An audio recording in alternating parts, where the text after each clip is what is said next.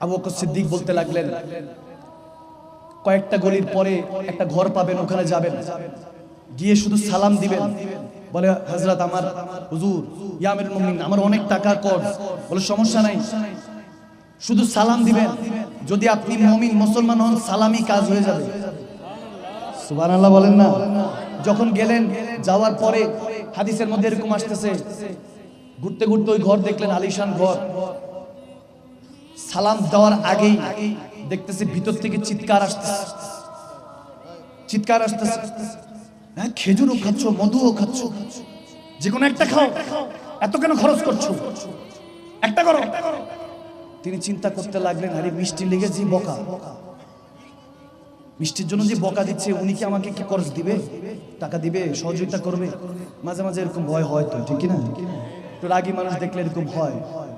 চিন্তা করতেছে করতেছে হঠাৎ 2-1 মিনিটের মধ্যেই চলে আসলেন। এসে যখন সামনে কাছাকাছি হযরত ওসমান গনি, সুবহানাল্লাহ, যুন-নুরাইন রাদিয়াল্লাহু তাআলা, যখন আমার নবীর জামাতা, কলিজার টুকরা, তৃতীয় খলিফা, তিনি যখন আসলেন, তিনি সালাম দিলেন, আসসালামু আলাইকুম। ওয়া আলাইকুম আসসালাম বলে বুঝতে পারলেন মুসলমান। বলে যে কোথা থেকে আসছেন হে মুসাফির? বলে আমি শাম দেশ থেকে আসছি। বলে মাশাআল্লাহ, আসেন আসেন, তাড়াতাড়ি আসেন। মেহমানদারি সুন্নত, বসায় দিলেন, খেজুরও দিলেন, মধুও দিলেন, সাথে দুধও দিলেন। সুবহানাল্লাহ বলেন না। বলে ব্যাপার কি, একটু আগে 2টার জন্য বকছে, এখন 3টা দিতেছে, বুঝলাম না কিছু, এটা কি হইলো? হ্যাঁ, একটু আশেক পাগল হইলে এরকমই হয়, বুঝে আসে না, ঠিক না? নবীর আশেকরা একটু যখন দিওয়ানা মাস্তানা বেগানা হয়ে যায়, তখন একটু এরকমই হয়ে যায় যে বান্দার বুঝে আসে না, কুছ হোশ नहीं रहता, कुछ খবর नहीं रहता, इंसान इश्क में इंसान नहीं रहता, ঠিক না? কখনো খবর থাকে না, কখনো হুশ থাকে না। মানুষ ভালোবাসায়, সত্যিকারের ভালোবাসায় পড়লে আর মানুষ থাকে না, তখন আশেক হয়ে যায়, মজনু হয়ে যায়, কায়েস হয়ে যায়, ওয়াইস হয়ে যায়। কেউ কারণ নামে চিনে, কেউ লায়লার মজনু হিসেবে চিনে, ঠিক না? এখন যখন বললো বসায় খাবার খাওয়াচ্ছে, খাওয়ার পর বলছে পেট ভরেছে। বলে হ্যাঁ আলহামদুলিল্লাহ। বলে আরেকটু খান। 2বার দিল। চিন্তায় পড়ে গেল, একটু আগে এত ধমক, এখন 2বার আপ্যায়ন হচ্ছে। কিছুক্ষণ পর খাওয়া দাওয়া শেষ, মেহমানদারি শেষ। বলে এবার কি খেদমত করতে পারি? ওসমানে গনি যখন এটা বললেন, বলে হুজুর খুব কর্জ অবস্থায় আছি, খুব বিপদে আছি, তার 3000 দিরহাম পয়সার মতো লাগে। ওই সময় আশরাফিয়া 3000 উপরে লাগে। মনে মনে এখনো বলে নাই কত টাকা লাগবে। বলে হুজুর খুব বিপদে আছি, যদি কিছু সহযোগিতা হতো। বলে সমস্যা নাই। খাদেমকে একটা আওয়াজ দিলেন, গোলামকে একটা আওয়াজ দিলেন। গোলাম আওয়াজ দিতে দেরি না, একটা উট নিয়ে চলে আসলেন উপরের মধ্যে, বিভিন্ন দেখেন যে সরঞ্জাম। তখন তিনি বলতেছেন, হ্যাঁ হুজুর খেদমত কি এখন? বলে হ্যাঁ, ওয়েট করেন, আনসো, হ্যাঁ ঠিক আছে, এটা হ্যাঁ ঠিক আছে। বলে আপনার জন্য এখানে 6000 আশরাফি এবং আপনার পরিবার, আপনার জন্য কিছু কাপড় আছে। একটা উট নিয়ে যখন আসলো, অবাক হয়ে গেলেন। বলে আমার তো 3000 দরকার, উনি 6000 দিচ্ছে। বলে হুজুর উট নিয়ে যাবো, উট আবার কে নিয়ে আসবে? বলে উট এটা হাদিয়া, তোহফা। মুসলমান মুসলমান, মুমিন মুমিনকে ভালোবেসে তোহফা না দিলে কি দিবে, ঠিক না? বলে তোহফা, এটা আপনি হাদিয়া হিসাবে রাখেন। আল্লাহু আকবার। তখন তিনি চোখের পানি ছেড়ে দিলেন। তখনই বলতে লাগলেন, হ্যাঁ ये दरे मुस्तफा है, यहाँ खाली हाथ नहीं फिरते, आशिक हो तो बड़ा बनो, बड़ा बनो, वैस करोनी निकलेगा तो जुब्बा भी मिलेगा, तुम्हें बेलायत का नक्श पा भी मिलेगा, शहादत भी मिलेगी, नसीब भी मिलेगा, ठीक ना? हाय हाय हाय, যখন আপনি ওই যে বললাম উঠ বান্দা क्यों डरता है, क्यों डरता है, फिर देख खुदा क्या करता है, ইশকে যখন পড়ে যাবেন, তিনি শুকরিয়া আদায় করতে লাগলেন। হুজুর অনেক শুকরিয়া। বলে আমার শুকরিয়া আদায় করেন না, আবু বকর সিদ্দিকের শুকরিয়া আদায় করেন, যিনি আমার পর্যন্ত এই খেদমত করার সুযোগ করে দিয়েছেন। সুবহানাল্লাহ। বলে আমার পর্যন্ত যিনি পাঠিয়েছেন, তেনার শুকরগুজার হন। আল্লাহু আকবার। এমনও আসছে দয়াল নবী হঠাৎ করে জান্নাতুল বাকি, যেখানে আমরা দেখি এখন মদিনা শরীফের পাশে সবচেয়ে সুন্দর, সবচেয়ে রহমতওয়ালা, আর নামই তো জান্নাতুল বাকি, বাকিওয়ালা জান্নাত। সুবহানাল্লাহ। অর্থাৎ ওই জায়গার মধ্যে যদি কারো কবর নসিব হয়, নবীর শাফাত ওয়াজিব, কেউ বলেছেন ফরজ হয়ে যায়। সুবহানাল্লাহ। অর্থাৎ নবী বলেছেন আমি তাকে না নিয়ে যাব না। আল্লাহু আকবার। জান্নাতুল বাকি। আমার দয়াল নবী ওই ময়দান থেকে ঘুরে আসলেন, ওই ইহুদি দেখতেছে, এক ইহুদি বকরি চড়াচ্ছেন। হযরত ওসমানে গনিকে দেখে বলছে, ওসমান একটা ময়দান দেখে এসেছি, অনেক সুন্দর, তুমি একটু দেখে আসো। কিছুক্ষণ পরে হযরত ওসমান আসার পরে বলে, দেখেছো? বলে হ্যাঁ হুজুর, ইয়া রাসূলুল্লাহ, কিনেও ফেলেছি। সুবহানাল্লাহ বলেন না, আরো জোরে বলেন না সুবহানাল্লাহ। বলে তোমাকে তো দেখতে বলেছি, কিনতে তো আর বলি না। বলে ইয়া রাসূলুল্লাহ, আপনি তো বলেছেন অনেক সুন্দর আছে, আপনার সুন্দর লেগেছে, ইহুদির কাছে কেন থাকবে? এটা মুসলমানের, আপনার ইখতিয়ারে থাকবে। সুবহানাল্লাহ। ইয়া রাসূলুল্লাহ, কিনে ফেলেছি। হায় হায় ওসমান গনি, এখন জান্নাতুল বাকি, যেখানে আমার সাইয়্যিদে কায়নাত মা ফাতেমাতুজ জাহরা রাদিয়াল্লাহু তাআলা আনহা সালামুল্লাহ আলাইহি তিনি শুয়ে আছেন, হযরত ইমাম হাসান শুয়ে আছেন, মা আয়েশা সিদ্দিকা তিনারা আর আহলে বায়াত নবীর খারানা সাহাবায়ে রাসূলুল্লাহ যেখানে শুয়ে আছেন, ওসমান তোফা দিয়েছিলেন। আল্লাহু আকবার। তিনি সবসময় বলতেন আমি চেষ্টা করতাম গরিব হওয়ার জন্য, কিন্তু আমার আল্লাহ বারবার 70 গুণ বাড়িয়ে দিত, 70 গুণ বাড়িয়ে দিত। একবার এরকম হয়েছে যে তাবুকের যুদ্ধের মধ্যে যখন আমার নবী বলতেছেন 1200-1400 সিপাহ সালার হয়ে যোদ্ধারা রেডি হয়েছে, এখন ঘোড়া লাগবে, তলোয়ার লাগবে, পোশাক আশাক লাগবে, সরঞ্জাম লাগবে, ফাইটারদের জন্য, আর্মিদের জন্য পোশাক আশাক লাগবে। এখন আবু বকর সিদ্দিক অনেক কিছু দিয়ে দিয়েছেন। আমরা সবাই জানি যে জিজ্ঞেস করেছে আবু বকর কি রেখে এসেছো, ঘরে কি রেখে এসেছো? কেউ কি জিজ্ঞেস করে তোফা দিলে যে ঘরে কি রেখে এসেছো? খুলে দেখে কি আনা হয়েছে। আমার নবীও নিরালা, নবী সাহাবারা গোলামরাও নিরালা। সুবহানাল্লাহ। বলে হ্যাঁ আবু বকর কি রেখে এসেছো? নিরালা। নবীর নিরালা আশিক উত্তর দিচ্ছে ইয়া রাসূলুল্লাহ हम थोड़ी गरीब हैं, हम फकीर हैं। हमरा की गरीब ना की या रसूलुल्लाह, हम अमीर हैं, हमारे पास रहमतुल लिल आलमीन है, सामने भी रहमतुल लिल आलमीन और उनका अल्लाह, और घर में भी अल्लाह और हबीब को रख कर आया हूं। सुभान अल्लाह। বলে ঘরে আল্লাহ রাসূল রেখে এসেছি। নিরালা আশিকের নিরালা জবাব। আল্লাহু আকবার। এখন ওমরও দিয়ে দিয়েছেন। 1400 সাহাবারা ফাইটাররা ছিলেন, তেনাদের মধ্যে 400 ব্যবস্থা হয়ে গিয়েছে, 1000 বাকি। নবীজি বলতেছেন কে আছো? এখন 800, 1000 বাকি, কে আছো? দাঁড়াও। দেখতেছে কেউ দিচ্ছে না, যারা দেওয়ার তো দিয়ে ফেলেছে, এখনো কেউ দিচ্ছে না। হযরত ওসমান বলতেছেন কি ব্যাপার দিচ্ছে না কেন? ঠাস করে দাঁড়ায় গেলেন, দাঁড়িয়ে বলতেছেন তেনার কাছে তৌফিক আছে। বলে ইয়া রাসূলুল্লাহ 400 সাহাবার বন্দোবস্ত যা কিছু লাগে আমি দিচ্ছি। সুবহানাল্লাহ। এরপরে নবীজি বললেন 400 হয়েছে, আরো 600 মতো লাগে। বলো কে আছো? উঠো, দাঁড়াও, কে দিবা? এখনো তলোয়ার লাগবে, ঘোড়া লাগবে, সরঞ্জাম লাগবে, যুদ্ধের পোশাক লাগবে। যখন বলতেছে দেখে যে কেউ কিছু বলতেছে না, উত্তর দেওয়ার আগে কিংবা দয়াল নবী আরেকবার জিজ্ঞেস করার আগে ওসমান বলতেছেন, হযরত ওসমান ইবনে আফফান রাদিয়াল্লাহু তাআলা বলে আমার ভিতরের রূহ মনে হইতেছে আমার ঘাড়ে ধরে বলতেছে ওসমান দাঁড়া, সুযোগ হাত ছাড়া করিস না। আবার দাঁড়িয়ে গেল, দাঁড়িয়ে বলছে ইয়া রাসূলুল্লাহ আরো 200 ব্যবস্থা আমি করব। সুবহানাল্লাহ। যখন এরকম হয়ে গেল দিয়ে দিল। এরপরে দেওয়ার পরে তেনার ঘরে যা ছিল ওটা মিলিয়ে জিলে এখন প্রায় 800 মতো দিয়ে দিয়েছে, কিংবা 600 মতো মতান্তরে দিয়ে দেওয়ার পরে এখন আর নাই। এখন খরচ করে আনতে হবে, নয়তো বা কারো থেকে হাওলাত নিতে হবে, সে অবস্থাও নাই। কারণ কিছু দিয়ে তারপরে কিছু নেওয়ার সুযোগ ছিল ওই জামানার মধ্যে। এখন চিন্তা করতেছে হায় হায় আর তো কিছু নাই। দয়াল নবী আবার বললেন আরো 200 বাকি আছে, কিংবা মতান্তরে 400 বাকি আছে, কে আছো? দাঁড়াও। তখন বলতেছে ওসমান এখানে দেখে কেউ দাঁড়াচ্ছে না, আমার নবীর কথা জমিনে কেন পড়বে? ওসমান আবার ক্যাচ ধরলেন, দাঁড়িয়ে গেলেন। সবাই বলতেছে ওসমান তোমার কাছে তো কিছু নাই। বলে আমি জানি, যা এক সপ্তাহ এক মাসের কিছু খাবার মজুদ ছিল ওগুলোর হিসাবও দিয়ে দিয়েছি আগে, এখন আর কিছু নাই। তাওয়াক্কুল তো আল্লাহ রাসূল, ভরসা রাখলাম হাবিবে দো জাহান আর তেনার আল্লাহর উপরে। যা हो जो होगा देखा जाएगा, हम नतीजा देखकर बात नहीं करते, प्यार नहीं करते, हम बस सफर करते हैं, मंजिल तो मुस्तफा है। কিনা যখন বলছি ইয়া রাসূলুল্লাহ বাকি 400-300 আমি দিব, ব্যবস্থা হয়ে যাবে, তখন আমার নবী খুশি হয়ে গেলেন যে হ্যাঁ তাবুকের সমস্ত ব্যবস্থা হয়ে গিয়েছে। তিনি বলতেছেন আমি কাঙ্গাল হয়ে গেছি, আমার কাছে আর কিছু নাই। ওসমানে গানি চলে গেল, শুধু ওসমান রয়ে গেল। ওসমান এখন ফকির হয়ে গেল, খাজা হয়ে গেল। খাজা মানে হলো ফকির। দরবেশদেরকে খাজা বলা হতো, ফকির বলা হতো, গরিব বলা হতো। হিন্দুস্তানে মাইনুদ্দিন চিশতি আজমিরি সঞ্জরি 90 লক্ষ বেদিনকে কালমা পড়িয়ে কসম করে বলছি নিজেকে খাজা বলেছেন, সৈয়দ জাদা হয়েও খাজা বলেছেন। জামানা এখনো তেনাকে হিন্দুস্তানের রাজা হিসাবে চলে, ঠিক না? বলে হিন্দুস্তানের রাজা, আপনি কিসের খাজা? হ্যাঁ খাজাও মানে হিন্দুস্তানের রাজাও মানে মহারাজাও মানে, এরকম হয়ে যান, খাজা হয়ে যান, খাজা হুজুরের ফকির হয়ে যান। हम गरीबों को फकीरों को मदीनों की गली अच्छी लगी, हम गरीबों फकीरों की मदीने की गली अच्छी लगी, खुश रबी अच्छी लगी या सरवरे अच्छी लगी, हम फकीरों को मदीने की गली अच्छी लगी। किना আমরা তো শুধু মদিনার অলিগলিকে ভালোবাসি। আমার নবী যখন খুশি হয়ে গেলেন, হযরত ওসমান ইবনে আফফান রাদিয়াল্লাহু তাআলা চোখের পানি ছেড়ে যুদ্ধ শেষ করে এসে বলতেছে আমার একটা ছোট্ট বিজনেস ছিল, একদম ছোট্ট, ওটা যখন আমি রেখে গেলাম আমার গোলামের কাছে দেখাশোনা করো, বলতেছে আমি ফিরে এসে দেখতেছি আল্লাহ তাবারক ওয়া তাআলা 11 থেকে প্রায় 13 গুণ সম্পদ বাড়িয়ে দিয়েছে। সুবহানাল্লাহ। বলে যা দিয়েছি, যা কর্জ নিয়েছি তার থেকে 70 গুণ বেড়ে গিয়েছে।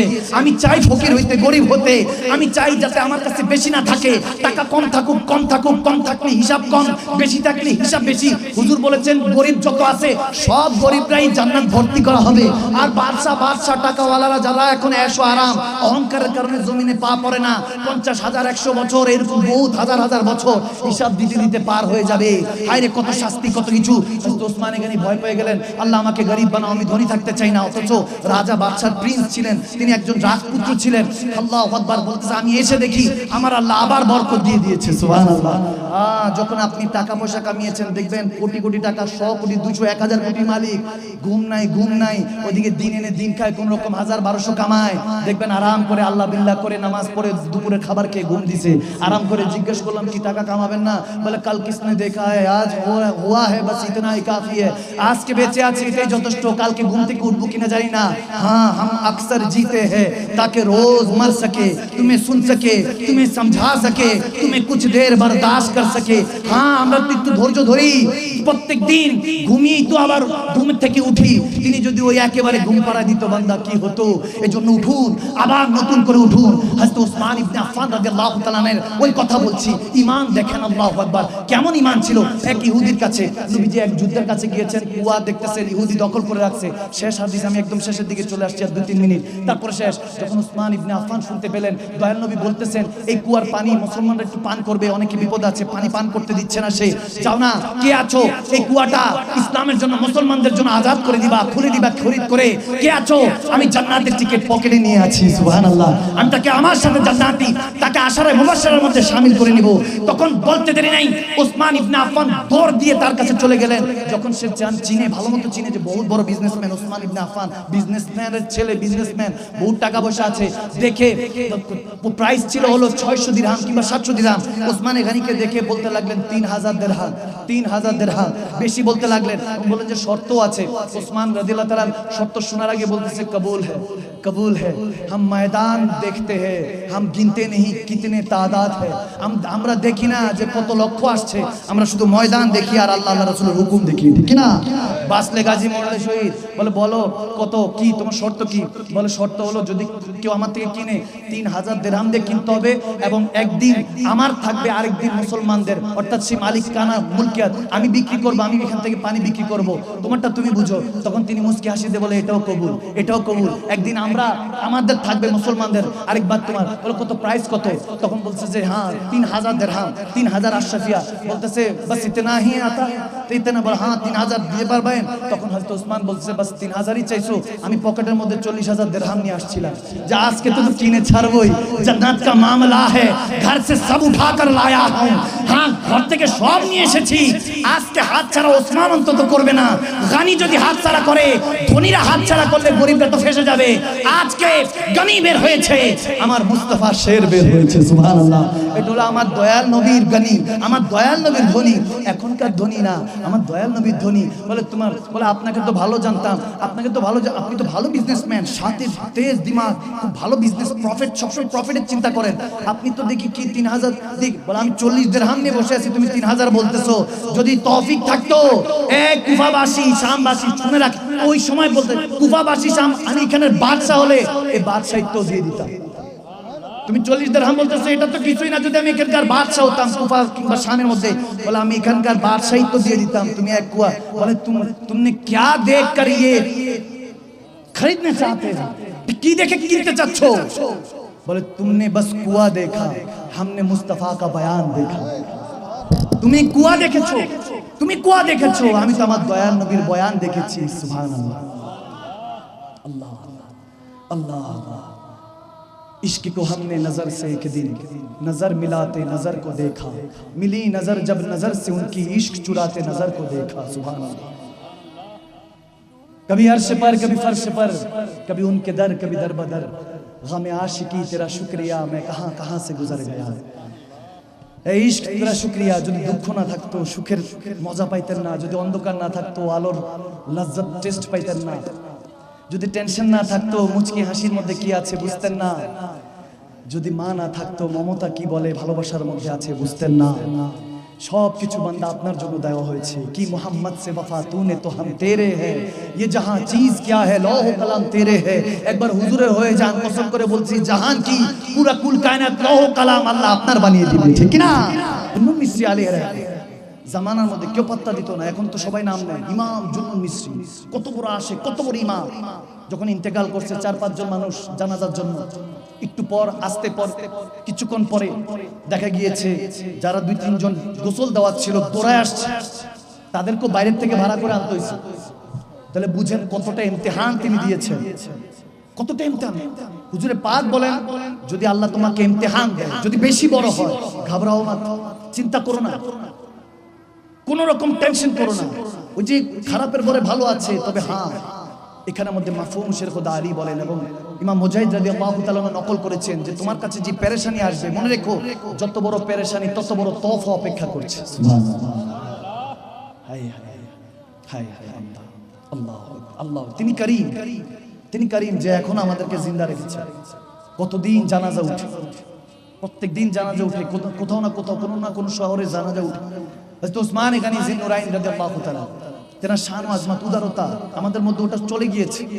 ওই উদারতা, ওই হায়া, হায়ার প্যাকার। তিনি যখন দয়াল নবী, একটা হাদিসে এসেছে আবু বকর ওমর যখন দয়াল নবীর সাথে দেখতে আসলেন, দেখা করতে আসলেন, ইজাজত নিলেন, সালাম দিলেন, টোকা দিলেন, নবীজি জিজ্ঞেস করলেন কে? আবু বকর বললেন যে ইয়া রাসূলুল্লাহ, আবু বকর এসেছি, বলে আসো। কিছুক্ষণ পর আবার টোকা, কে? ওমর ইবনে খাত্তাব, ইয়া রাসূলুল্লাহ আসো ওমর। কিছুক্ষণ পরে আবার আসে হযরত ওসমান। হুজুর জিজ্ঞেস করলেন কে? ওসমান ইবনে আফফান, ইয়া রাসূলুল্লাহ আনা আবদিহি ওয়া আনতা খালিকু মালিক, আমি আপনার গোলাম। ওসমান বলতেছি ইয়া রাসূলুল্লাহ, বলে আস্তে দাঁড়াও, ওয়েট। আম্মা জান আয়েশা রাদিয়াল্লাহু তাআলা থেকে বর্ণিত, আম্মা জান হাফসাও বলতেছেন ওমর আসলো, কোনো ওয়েট নাই। আবু বকর আসলেন, ওয়েট নাই। ওসমানের জন্য ওয়েট। হুজুরে পাকের তাইবান শরীফটা জামা মুবারকটা একটু টাকনো থেকে একটু উপরে উঠা ছিল, একদম জামা নামিয়ে পা ঢেকে তারপর বলতেছেন ওসমান আসো বেটা আসো। ওসমান যখন তাশরিফ আনলেন, তারপর কথাবার্তা হলো। আম্মা জান আয়েশা সিদ্দিকা রাদিয়াল্লাহু তাআলা বলতেছেন ইয়া রাসূলুল্লাহ, আবু বকর ওমর ওসমানের জন্য তো তাজিম, বলে যাকে দেখলে ফেরেশতারা হায়া করে তার জন্য আমি নবী মুস্তাফা হায়া করব না? সুবহানাল্লাহ, এত আদবওয়ালা প্রিন্স ছিলেন, শাহজাদা ছিলেন। ওনার বাবাও বিজনেসম্যান, কোটি কোটি টাকার মালিক, এজন্য ওনাকে ওসমানে গনি বলা হয়, ধনী বলা হয়।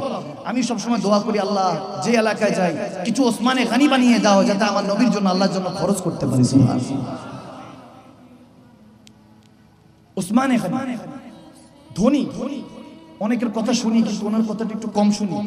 আদবওয়ালা তো একটু লুকিয়ে থাকে, একটু লুকিয়ে থাকতে পছন্দ করেন। ওনার দুই একটা কথা বলে আমি শেষ করে দিচ্ছি, বেশি কষ্ট নিব না, প্রচন্ড ঠান্ডা পড়েছে।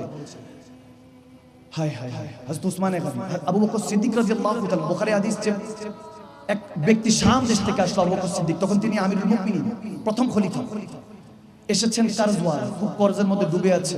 এসেছেন, ইয়া আমিরুল মুমিনিন, আমি শুনেছি আপনি আমির, এমনও আমির অমনও আমির, এমনও আমিরুল মুমিনিন অমনও আপনি আমির, অনেক ধনী, একটু যদি ব্যবস্থা করতেন, খুব টাকা পয়সার ক্রাইসিস। আমরা মাঝে মাঝে এরকম হয়, তো এখন তো এটাও বন্ধ হয়ে গেছে। আগে বিপদগ্রস্তরা মুমিনদের কাছে যেত, আল্লাহ ওয়ালাদের কাছে যেত, এখন সেটাও বন্ধ হয়ে গেছে। যখন এরকম হলো, সিদ্দিক আকবর বলছে আচ্ছা ঠিক আছে দিচ্ছি, তবে আমার সাথে ঘরে চলো। এখন আবু বকর সিদ্দিক সবাই জানে যে অনেক টাকা পয়সা ওয়ালা, যখন ঘরে গেল, ঘরে ঢুকে ওই বান্দা, আল্লাহর বান্দা রাসূলের উম্মত তাজ্জুব হয়ে গেল, যে ঢুকতেই দেখে যে কিছু নাই, একটা চারপায়াও নেই।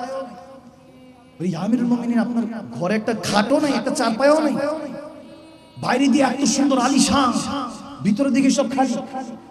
বলে কারো কাছে বলো না, বাইরে যদি চাকচিক্য না রাখি মনে করবে ফকির মানুষ, ভিক্ষুক মানুষ, কিছু একটা খাইতে তো 10-20 টাকা দেয়। আওয়াজ দেয় বলো না, ঠিক আছে? লেবাস সুন্দর পরবেন, আলিশান পরবেন। হতে পারেন আপনি কোন রকম চলেন, কোন রকম ফিরেন, কি হয়েছে, সমস্যা নেই, আলিশান ভাবে চলবেন, যাতে আপনাকে দেখে বুঝে আরে গোলামের এই অবস্থা, উম্মতের এই অবস্থা, বান্দার এই অবস্থা, তারে সরদারে মদিনে কা আলম क्या होगा, আমার দয়াল নবীর মাকাম তাহলে কোথায় রেখেছেন আল্লাহ, ঠিক না? সবাই যাতে বুঝে বাদশা, এক একটা উম্মত এক একটা বাদশা, ঠিক কি না? আর এই বাদশার যিনি বাদশা, তেনাকে শাহিনশাহ দো জাহান বলা হয়। সুবহানাল্লাহ।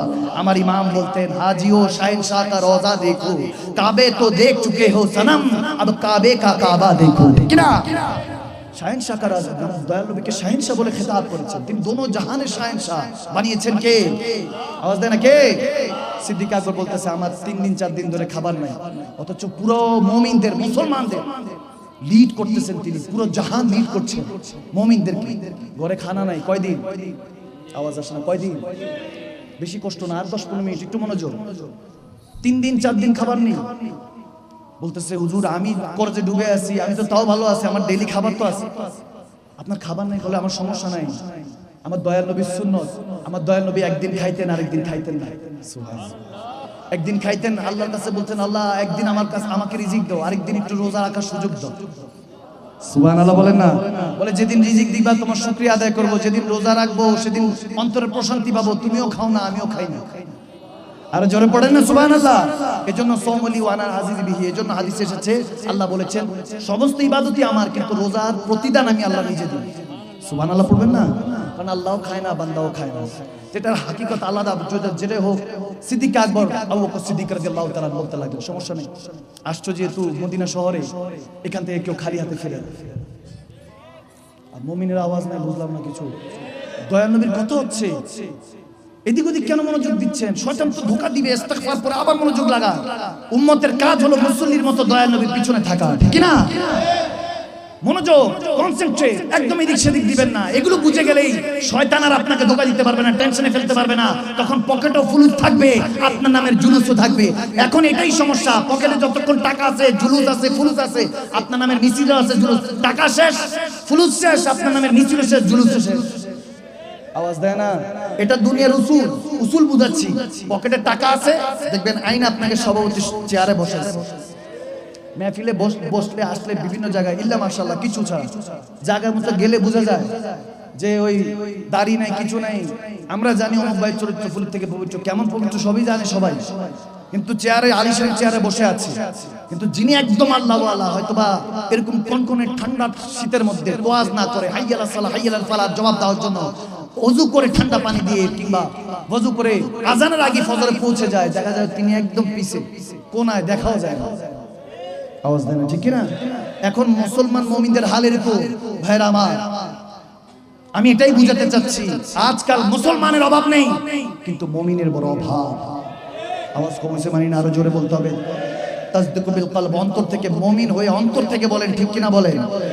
আজ মসজিদের অভাব নাই, কিন্তু মুসল্লির অভাব। জুমা না, ফজরের কথা বলছি। আজ হক কথা বললে বলার অভাব নাই, পালন কর্তার অভাব। আমাদেরকে হয়ে যেতে হবে। কেউ আসে না তো কি হয়েছে, আপনি হয়ে যান। আপনি নিজেকে বানিয়ে ফেলেন ওসমান, আপনি বানিয়ে ফেলেন আপনাকে নিজেকে ওমর, আপনি বানিয়ে ফেলেন আবু বকর। কসম করে বলছি, উঠ বান্দা क्यों डरता है, फिर देख खुदा क्या करता है। একবার উঠুন তেনার নাম নিয়ে, কসম করে বলছি জামানা আপনার হবে, মাল্লাহুল মাওলা ফালাহুল কুল্লু, আপনি তার হয়ে যাবেন, দুনিয়া আপনার গোলাম হয়ে যাবে, ঠিক না? জামানা সাক্ষী, 1450 বছর কেটে গিয়েছে। বড় বড় সায়েন্টিস্টরা অবাক হয়ে যায়, বলে 100 বছর রেভলিউশন চলে, ইনকিলাব যেটা আসে, রেভলিউশন যখন একটা শতাব্দীর একটা পরিবর্তন আসে, এটা 100 বছর চলতে দেখেছি, নয়তো 200। বলে একমাত্র যিনি মদিনা মক্কা মদিনাতে একজন পয়গম্বর প্রফেট সাল্লাল্লাহু আলাইহি সাল্লাম, আমার হুজুরে পাকের কথা হচ্ছে সাল্লাল্লাহু তাআলা আলাইহি ওয়াসাল্লাম, আমার হুজুর বলে তিনি একজন এসেছেন যেনার কথা আজ 1450 বছর 1500 বছর কেটে গিয়েছে, যেনার ইনকিলাব রেভলিউশন এখনো বান্দা পছন্দ করে। তখন তো কয়েক লাখ ছিল, এখন তো কোটি কোটি হয়ে গিয়েছে, ঠিক না? বললাম তখন দাবাইতে পারো নাই, মিটাইতে পারো নাই, এখন কেমন পারে না? হ্যাঁ, আওয়াজ দেন, ঠিক কিনা? কারবালায় ভাগ করছিল তো কি হয়েছে? তখন মিটাইতে পারো নাই, এখন তো কোটি কোটি হয়ে গিয়েছে, ঠিক না? যেদিক দিয়ে আসবা সেদিক দিয়ে হামলা করব। মনে রাখবেন, নিজের সাথে নিজে এভাবে কথা বলবেন, নিজের সাথে নিজে এভাবে বোঝাপড়া করবেন যে শুনো, তুমি কোন 8-10টা কোন মন্ত্রী মিনিস্টারের বান্দা না, নওকর চাকর না, তুমি আল্লাহ আল্লাহ রাসূলের গোলাম, উম্মত বান্দা, তুমি আল্লাহ আল্লাহ রাসূলের খলিফা, তুমি শের দিলওয়ালা, তুমি রহমত ওয়ালা নবীর শের দিলওয়ালা উম্মত, ঠিক না? সব সময় শের দিল লাগবে। আলা ইন্না আউলিয়াল্লাহি লা খাউফুন, শয়তান তো ওয়াজ করে চলবে, বাপ রে ওমর আসতেছে। আওয়াজ দেন, ঠিক না? ইউবাইউনাকা তাহতা শাজার, আলেমে দ্বীনরা বসা, তেনারা জানেন কিয়ামত পর্যন্ত রাস্তা খোলা। আপনি এখন মারা গেলে শুধু সাধারণ কবরস্থানের মধ্যে আসসালামু আলাইকুম হালাল কুমুর, কেউ তো দেয়, কেউ বিড়ি টানতে টানতে চলে যায়, খবরও নাই। ওরকম হবে না, ওরকম হবে না, বরং আপনাকে জামানা মাইনুদ্দিন, বাহুদ্দিন, নিজামুদ্দিন নামে কোন না কোন দিনের নামে আপনাকে স্মরণ করে আপনার জন্য দোয়া করবে।